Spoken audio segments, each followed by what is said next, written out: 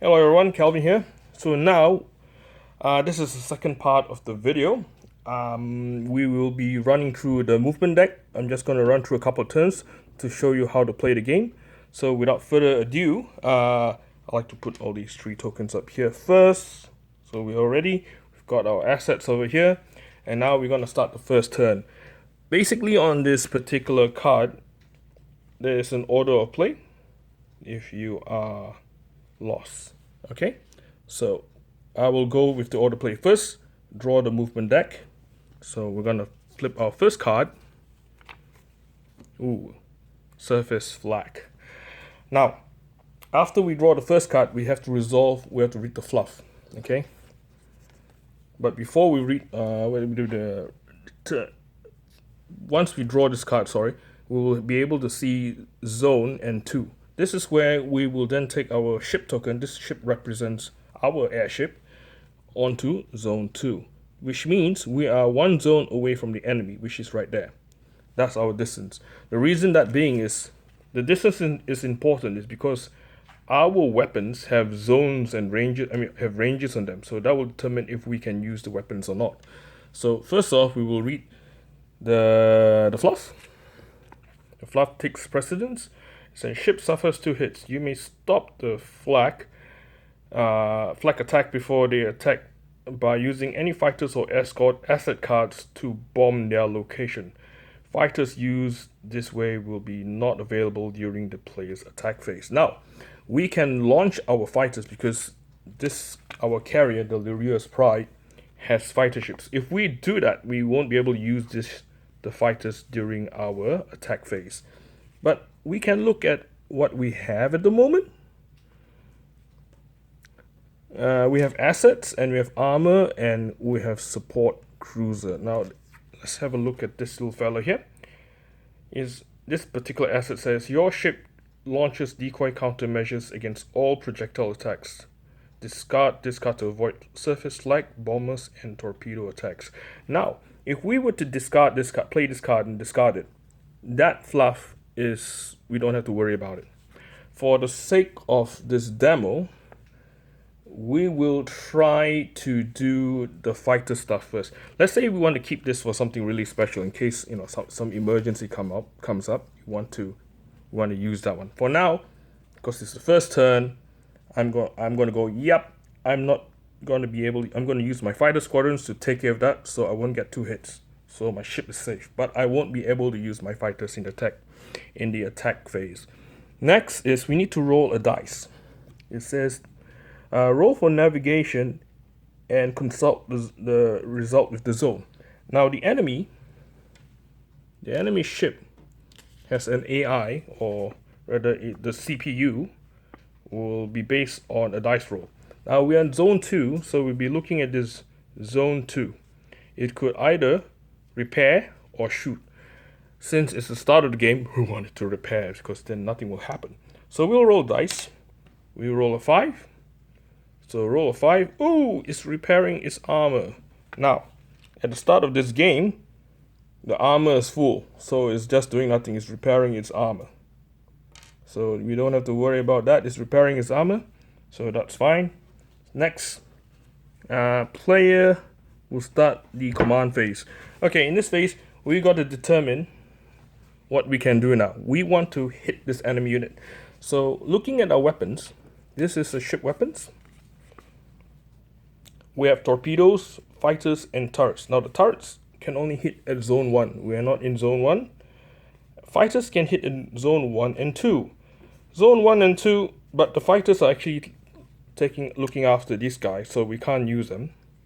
So the only weapon left is basically the torpedo tubes, which is range 2 to 3. Okay, that's fair. I think what we'll do now, I'll show you how we can attack the enemy. So only one weapon is within range, and we have 2 weapons within range, but this weapon is currently taking care of the flag. So in the command crew phase, we can basically issue 3 commands. Now, by issuing each command, it will have negative impact to your reactor. The ship works Oh, sorry, I think we need one more token. One more token for the reactor. I forgot about that, my apologies. So basically we need one more token. So we'll have one more token at the bottom here. This particular token is what is looking after the ship's reactor. The more reactor power we have, the more we can move the ship and do stuff. So we want to keep that reactor at 7 at all times. When it hits, our reactor goes down to 3, 2, or 1. That's when we start losing power to the ship. We won't be able to shoot. We will suffer damage per turn. So we want to keep that reactor up there. But by you doing stuff, we will cause our ship to suck reactor power. So in this case, we are not going to do anything on the command crew. We're not going to issue any commands. We don't worry about that. So we can skip that because we're not going to move. We're not going to repair. They're not shooting at us. So we're not going to take evasive maneuvers. So we're going to go straight to engineering at the moment. Engineering has 3 commands. So we're going to go, okay, I'm not going to repair. That's a repair. Damage control, which is also repair. But what I'm going to do is I'm going to charge my weapon. I'll put it there. That takes 1 reactor power. So we move that reactor power by 1. Boop. Okay, what that means is our weapons, the torpedo, the fighter, and the AA turrets, have an ability called a charge ability. At the bottom here says charge, charge, charge. When we charge a particular weapon, let's say the torpedo at the moment, if we charge our weapon, the strength of the torpedo becomes 5. And at the same time, the range increases from 2 to 4. So if you're at zone 4, your range becomes further. At the moment, we're in range 2, so it doesn't really matter. But having strength 5 is actually a very important thing for us. So that's good. We'll keep it there. And then next is the gunnery crew. Gunnery crew, we can issue power to all weapons, or we can lock on target, which costs us nothing. We can divert weapons to reactor. We don't need to do that because we need to fire the weapons. But I'm going to give you an example where we're going to do a lock on target. Lock on target, it's not available for fighter squadrons, but we can use it for the torpedo, which is now a plasma torpedo after we've charged it. So the torpedo is now strength 5. It has 2 shots. So we'll take 2 shots. So I'm going to take 2 black dice to represent my 2 shots. Okay, so I got 2 tries to hit it. I got 2 torpedoes firing at the enemy at the moment. Now the torpedo is strength 5. In order to defeat the enemy's armor is strength 9. In order to make damage to the enemy ship, we need to roll a dice roll and add it to the strength roll. So if it's strength 5, our torpedo, so we need a dice roll of 4 or above to be able to make do damage to the enemy ship, basically equal or more. So we're gonna roll dice and we'll see how we go. Okay. So we're strength 5. 5 plus 4. 5 plus 4 is 9. So we make 1 damage. Bam. Now obviously anything more than that is also damage. Boom. Okay. Now for example, if we manage to roll a 6 and a 3, that means only 1 hit and 1 miss. But because we are lock on target, we'll have the opportunity to re-roll that again then we hit. So that's what that command is. So that's turn 1. So we'll reset. And then we begin turn 2 by flipping the next movement phase. I think let's go for another one so we see where we're going. So at the moment the enemy has lost 2 living armor, which is pretty good. So we'll see what happens now. Next day. Oh my gosh. Enemy elite Lancer fighter inbound. Now, this is when an enemy fighter is been sighted and they're coming to attack our ship. Okay? So by looking at this particular artwork, this is really cool. Look at that. That is the enemy Lancer. That's really cool. Ship suffers 1 damage with no fighter or escorts are used. So basically I'm already losing 1 damage. The skull means I'm going to get damage regardless. Now, because I have a fighter, if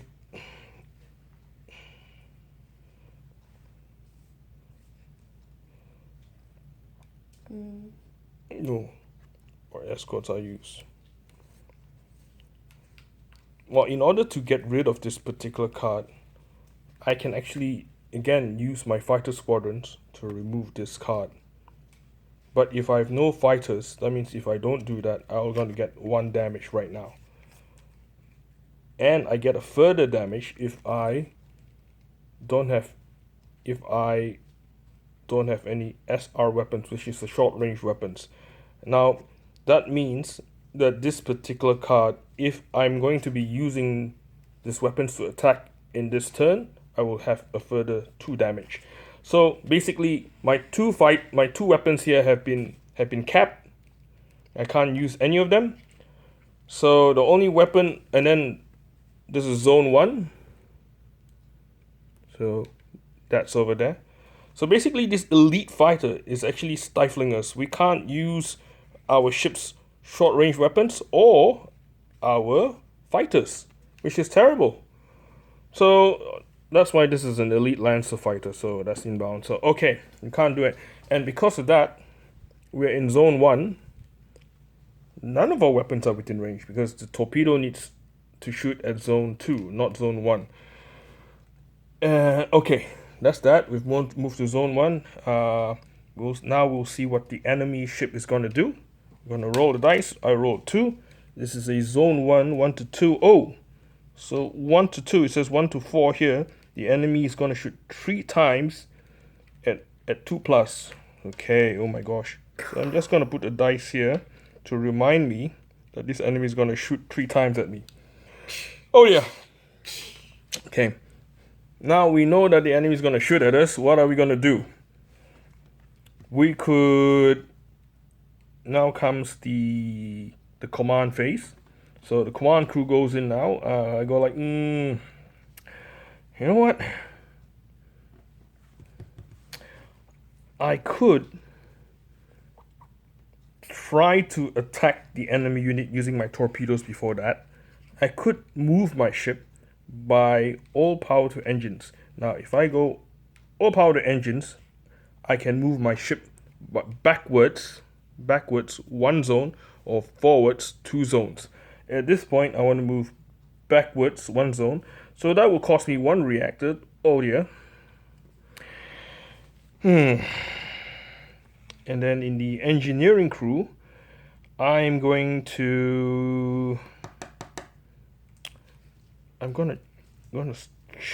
charge. Shall I charge my weapons? I'm gonna charge my weapons. Okay. I'm gonna charge my weapons like before. I'm gonna be at strength 5 now. And in my gunnery crew, I'm going to lock on target again. So this time, I'm going to be firing 2 shots with the torpedo because I'm in zone 2. So I need a 4 and above because I'm strength 5 now. Oh, nice! Strength 4 and 5. Bam! 1, 2. Okay. That's 2 damage done. Successful shots at the enemy unit. Now the enemy is going to retaliate by attacking me 3 times as per the navigation roll. So he has 3 shots at me at 2 plus. So if he rolls a 2 and above, he makes a hit on me. Only way to avoid this if he rolls a 1. Yes!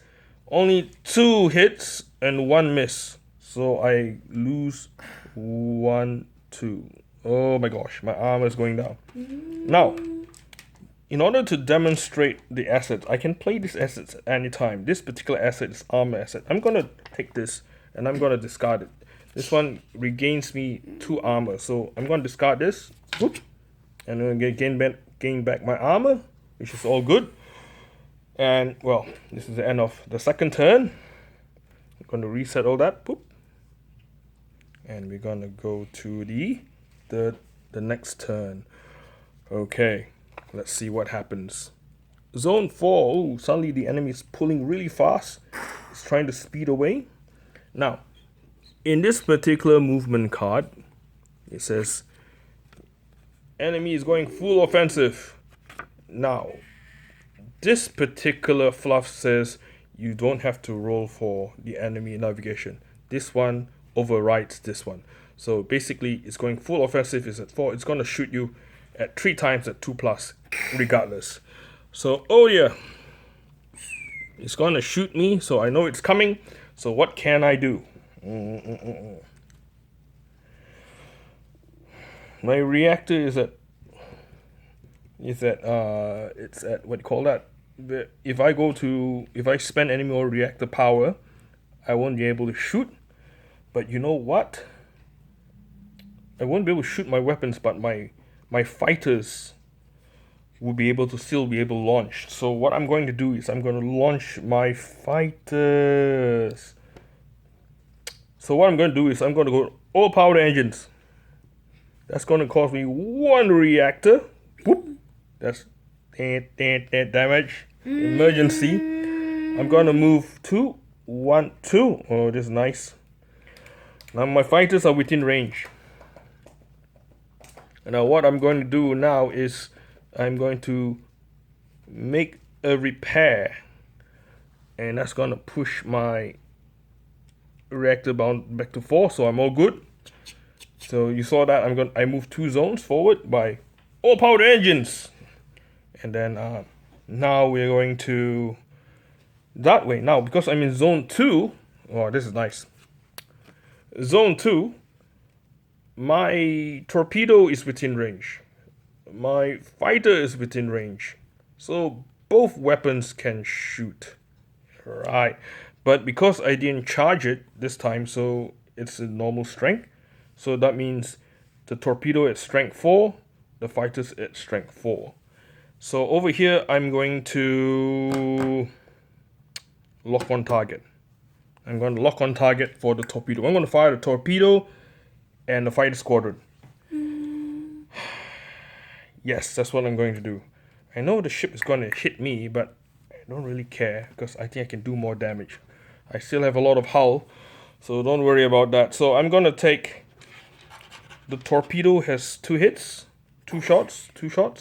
The fighter squadrons have 3 shots, so I'm going to use red to represent the fighters. Now, both of them are strength 4, so I need 5 or 6 to be able to reach 9. Because 4 plus 5 is 9. So I'm going to roll it. Hopefully it all hits.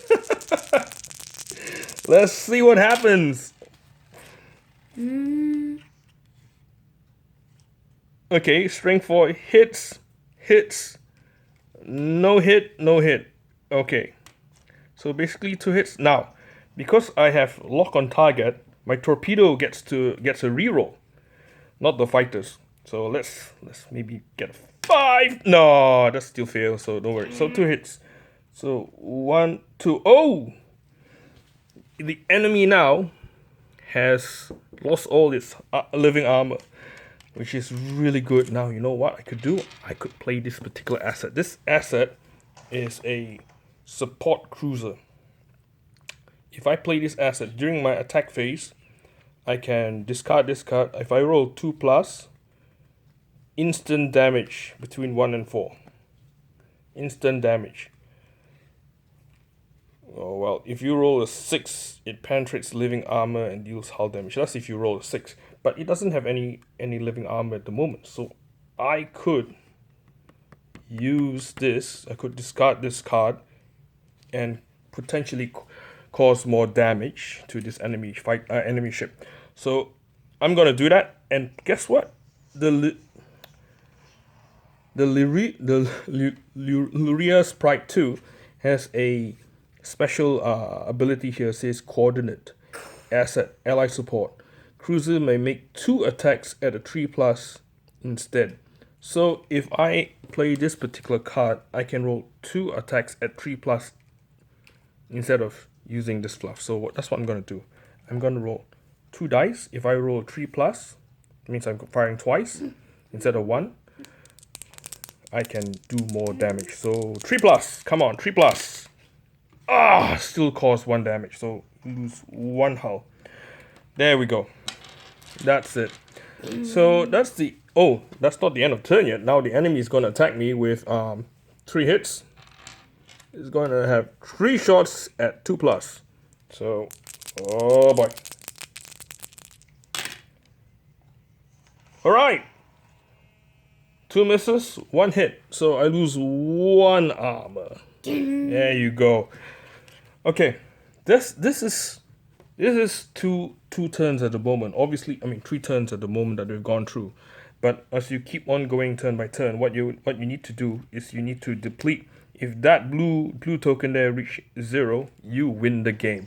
Now, the enemy unit has a lot of tricks up its sleeves. The movement deck is all bad for you. So I'll just run through what the movement deck looks like. It's populated by a lot of great artwork by Aoi Waffle-san. This is, this particular movement deck shows you the enemy's defense go up by 1. So instead of 9, it becomes 10. So that's a bad card.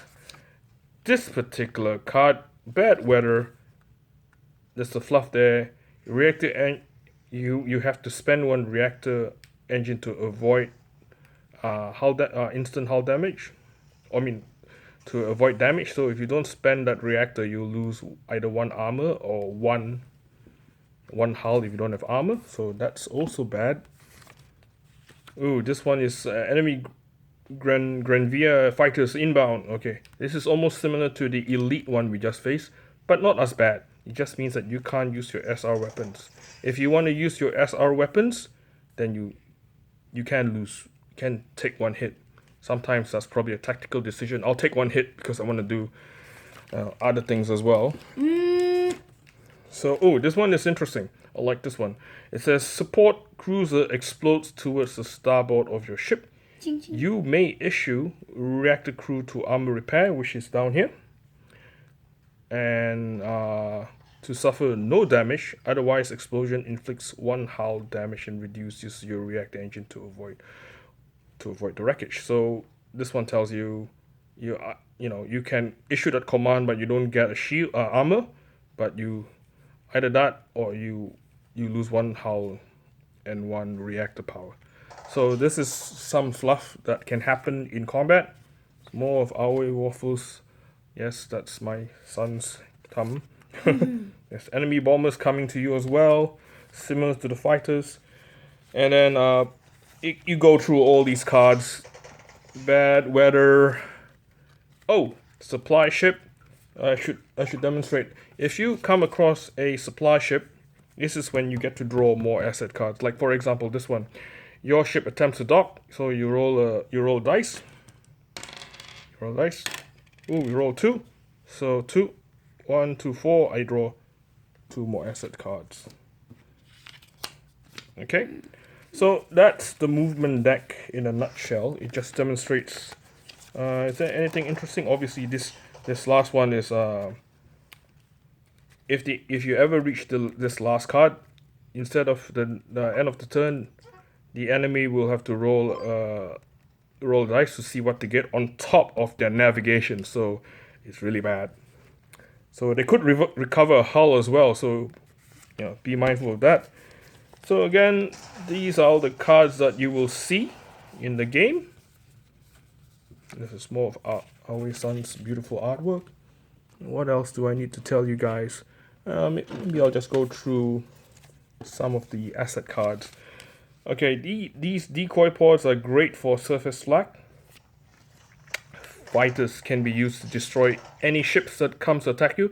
Any elite fighters or bombers or Granvia fighter ships can be destroyed using this Interceptor Marley 2 to engage and destroy the targets. So these guys are pretty good. You've seen that one. We've got more of the assets cards. Oh, this one, it helps you. If you play this card, you gain reactor power. If you discard this card, you gain 2. So that's great. And you have the armor asset card. So there you have it, folks. This is the end of the demo.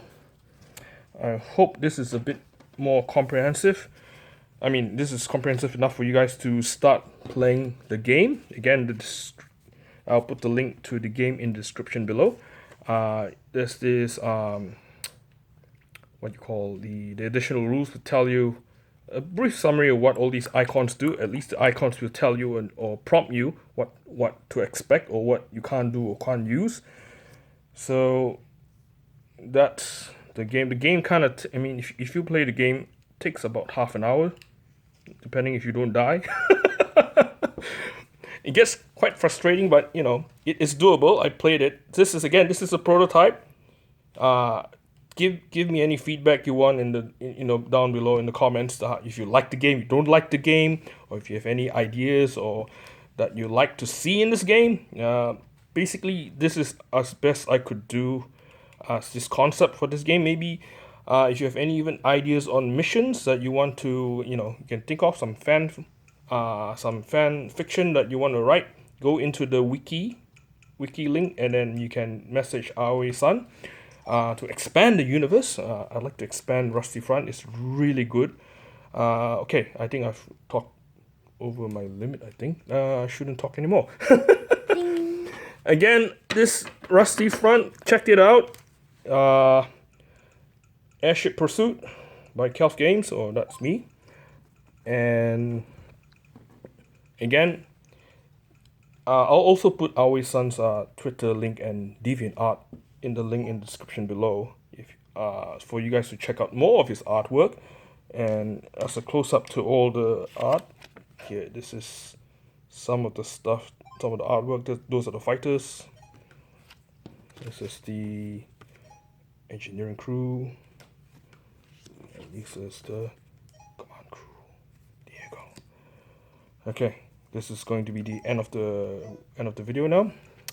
So thanks again, everyone, for checking out. Thanks, a big shout out to Aoi-san for letting me use the world that he's built.